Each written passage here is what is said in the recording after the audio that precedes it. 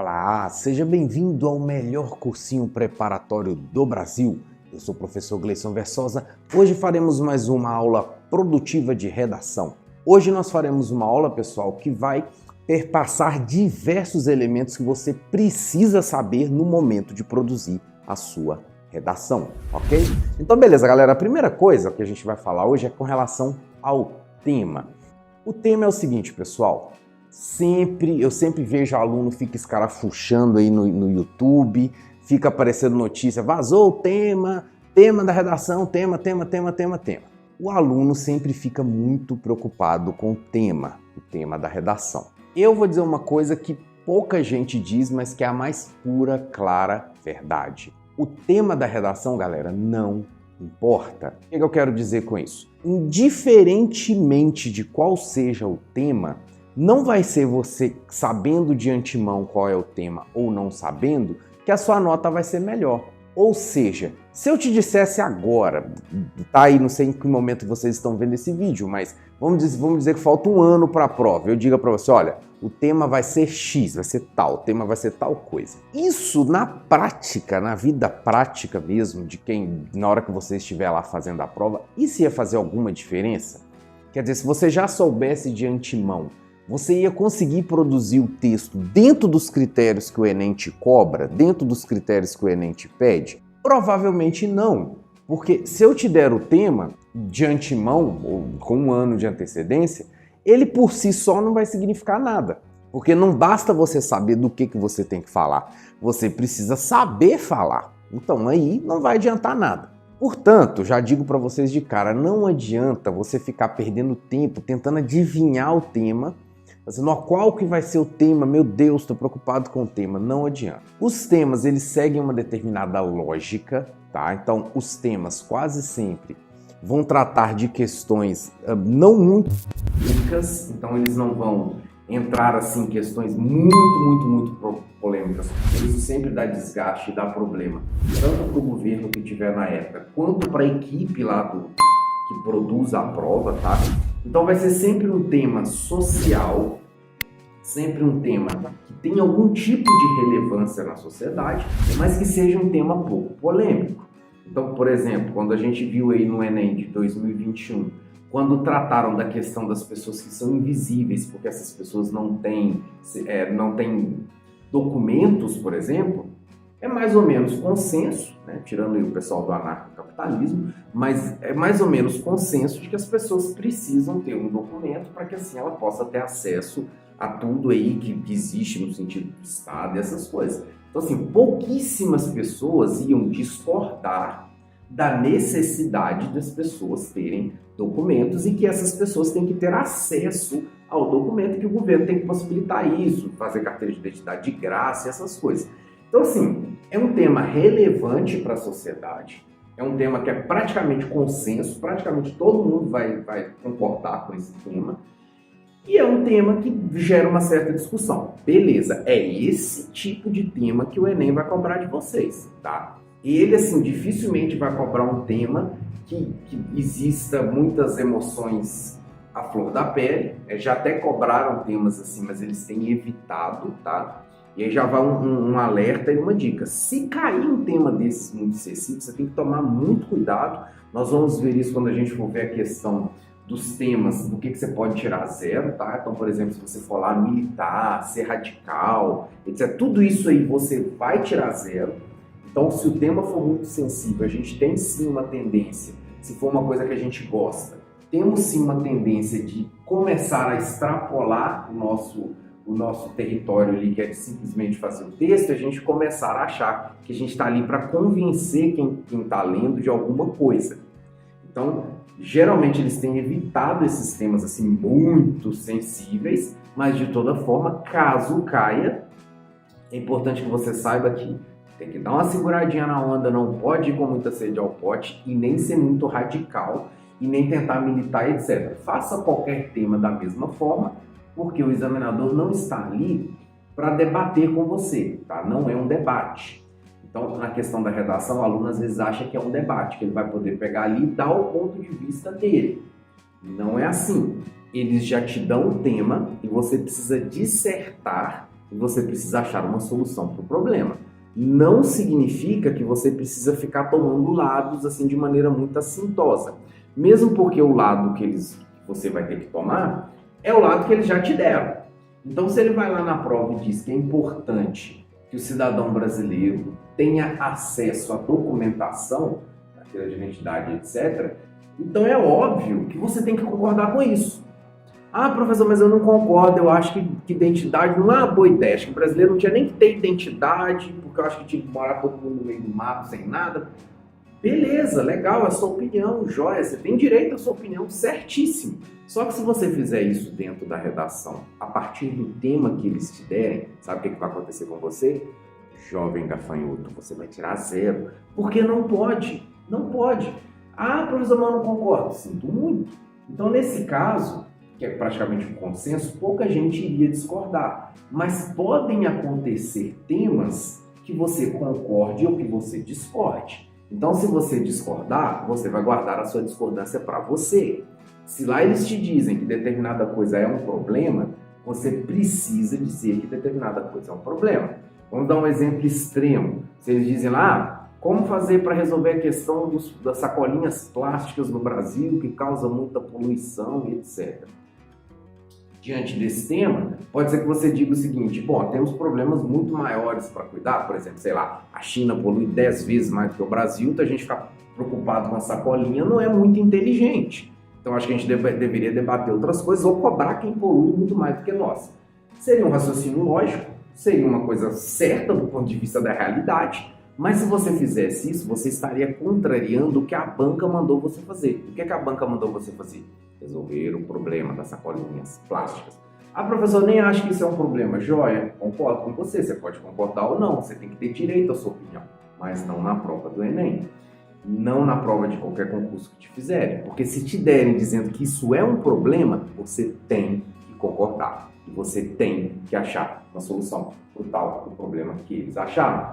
Por mais que você imagine que não seja um problema, ok? Então, assim, esse tema que vai cair na redação, seja qual for, ele vai ser sempre um tema que ele vai ter uma certa globalidade, ou seja, vai ser um tema amplo, tá? E dentro desse tema amplo eles vão trazer coisas específicas, ou seja, eles sempre vão dizer o problema de tal coisa, por exemplo, no Brasil. Então você não pode falar, se eles te cobrarem no Brasil, você não pode falar só no geral, só no mundo, você tem que falar no Brasil também, tá? Isso aí a gente vai ver quando a gente for ver questões que dão fuga ao tema, que aí é um problema muito sério. Às vezes a gente acha que é fácil, que a gente não vai fugir, mas fugir do tema é muito mais fácil do que você imagina. Então, às vezes a gente tem que tomar muito cuidado na hora de fazer lá, seja para fugir ao tema, seja para radicalizar, seja para militar, porque tirar 0 por causa disso é muito mais fácil. Isso nós vamos ver no elemento 2, tá? Então, beleza, galera. Sobre o tema nessa aula a gente vai falar isso, depois, claro, a gente vai voltar e falar mais coisas. E agora eu vou falar para vocês sobre o título, tá? Veja bem, o título na redação do Enem, ele não é obrigatório. Então, perceba, não é obrigatório. Ah, professor, se não é obrigatório, então eu não devo fazer. Não, não é obrigatório, ele é opcional. Você faz o título se você quiser. Então, eu gosto de título, eu quero fazer título. Joia, você pode fazer. É opcional.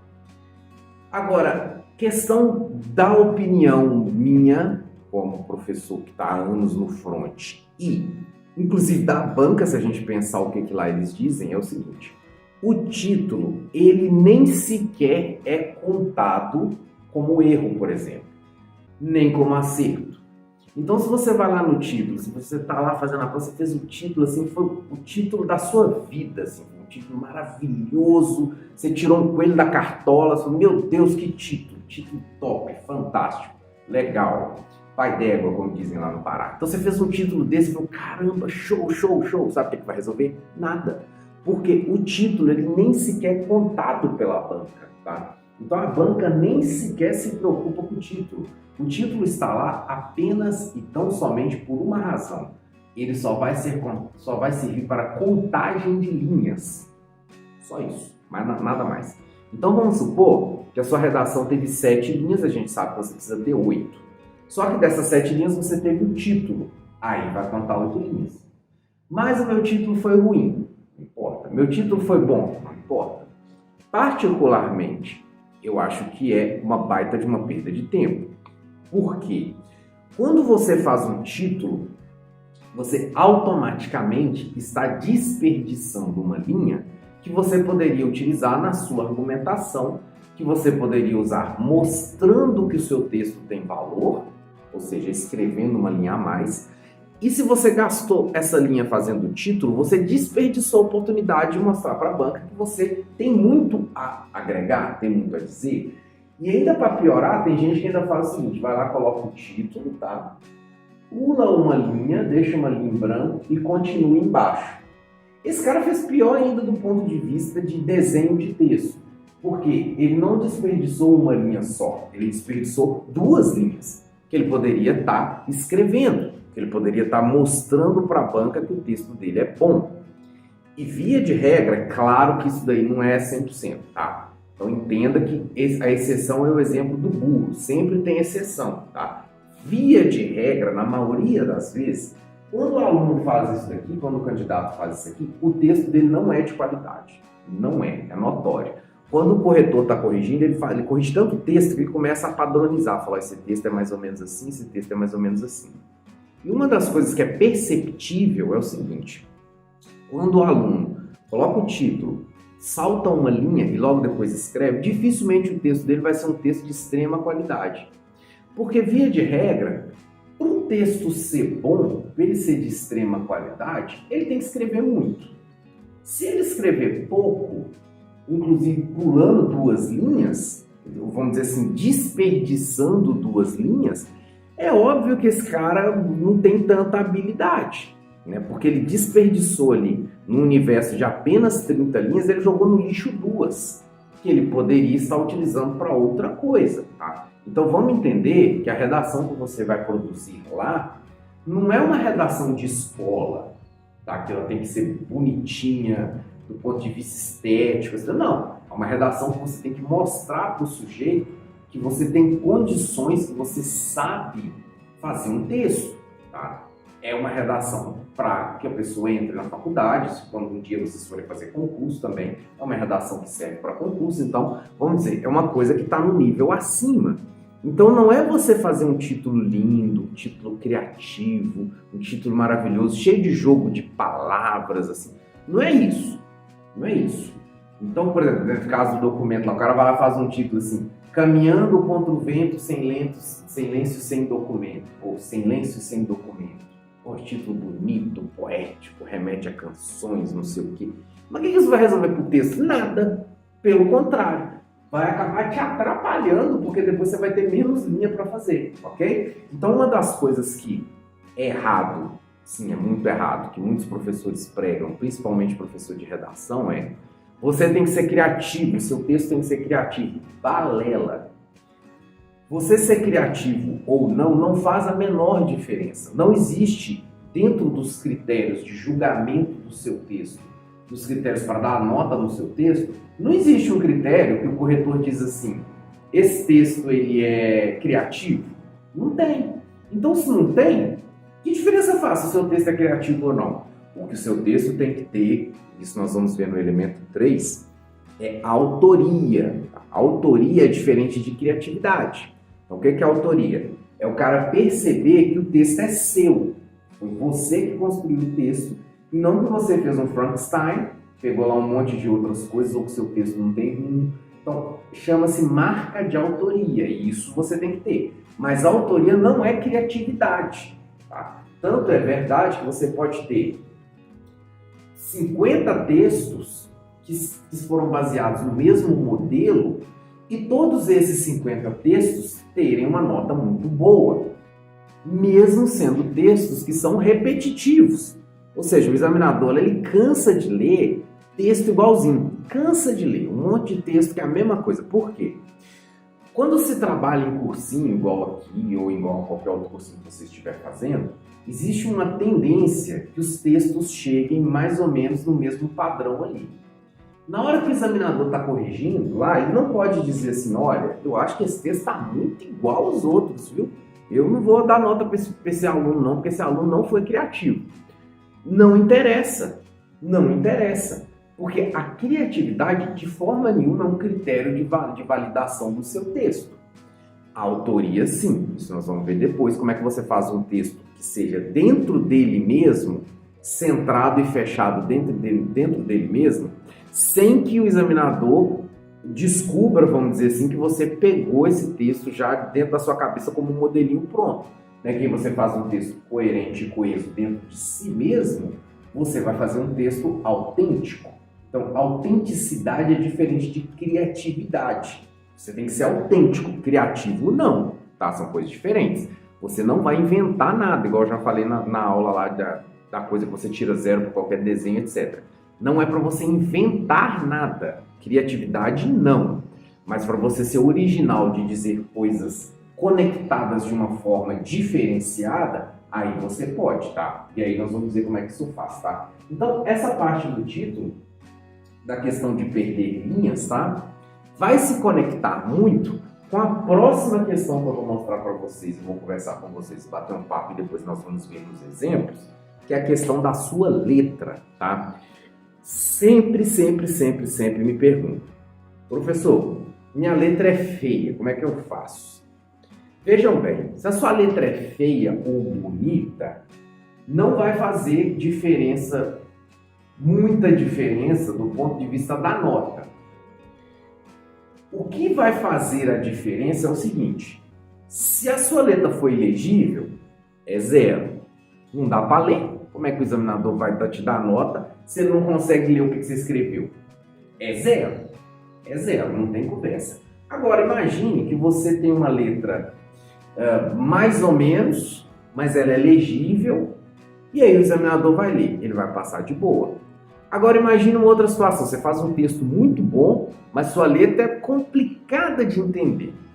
Aí nós vamos ter que voltar lá no início, quando eu falei para vocês como funciona o processo de correção do Enem, e que o cara que corrige a sua redação, ele vai ganhar mais ou menos R$3 para corrigir, e esse cara, ele vai levar mais ou menos 1 minutinho da vida dele para corrigir a sua redação.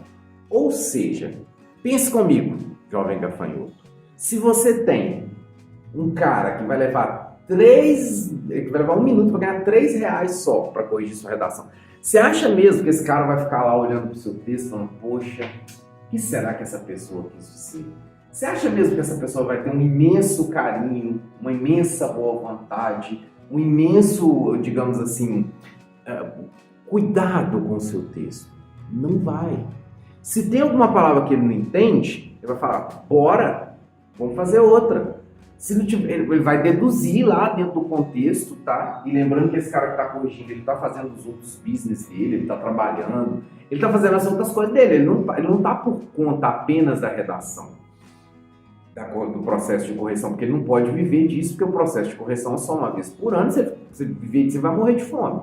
Então o que ele faz? Quando ele está ali, ele está fazendo todas as outras atividades que ele faz na vida, ele vai para academia, ele cuida do filho, se tiver, ele faz tudo. E além disso, ele corrige a redação. Então ele precisa acelerar o processo. Ele precisa ali, vai pau na máquina, o cara tem que fazer rápido. Mesmo porque paga pouco. Se pagasse muito, é óbvio que ele poderia paralisar as outras coisas da vida dele para fazer. Então paga pouco. Existe um padrão muito fixado do que os corretores precisam fazer. Ou seja, o processo é muito mecânico, tá? Com base nos elementos que eu estou mostrando para vocês. Então, assim, o corretor realmente ele não demora muito tempo por esses fatores. Então, quando ele bate lá o olho e vê que a sua letra é esquisita, ele não vai ficar perdendo tempo tentando descobrir como que a sua letra, o que você quis dizer, meu jovem. Ele não vai. Então, o que você tem que fazer? Ajuda o sujeito, faz uma letra bonitinha. Não precisa ser a letra mais bonita do mundo, não. Mas tem que ser uma letra bem desenhadinha. Por exemplo, quem tem letra feia que nem eu, né, em todos os concursos e provas que eu passei, etc., eu tive muito cuidado na hora de escrever, porque eu sei que o cara, na hora que ele vai corrigir, ele não tem tempo, ele não vai ficar o resto da vida lá olhando, nossa, o que esse cara quis dizer? Puxa, coitado, essa prova é a vida dele. Não, ele não liga, ele realmente não liga. Então é você que tem que ter consciência de que você precisa fazer de uma forma que o camarada consiga ler tranquilamente. Não vai esperando boa vontade dele, não, porque você não vai ter. É você que tem que ter boa vontade com o seu texto. Então vai lá, escreve uma letra bem desenhadinha, bem bonitinha, né? Ainda mais lembrando que você não vai ter acesso a lápis e a borracha e a corretivo. Então você só vai escrever a caneta. Por mais que você vai ali e escreva no rascunho para depois passar para o gabarito, não, para a folha de resposta oficial, você não tem muita margem de erro. Então se você escrever lá que nem um desesperado lá, fazer a psicografia lá, você vai errar. Então faz a letra bem bonitinha, bem desenhadinha, tenta errar o menos possível, para que seu texto não fique lotado de rasura, tá? Porque aí a gente entra na questão da estética para dizer assim, poxa, se o texto desse cara tá todo cheio de rasura, imagina que você é um corretor, tá? Você pega um texto que você olha ele tá todo lisinho, ele não tem nenhum tipo de rasura, etc.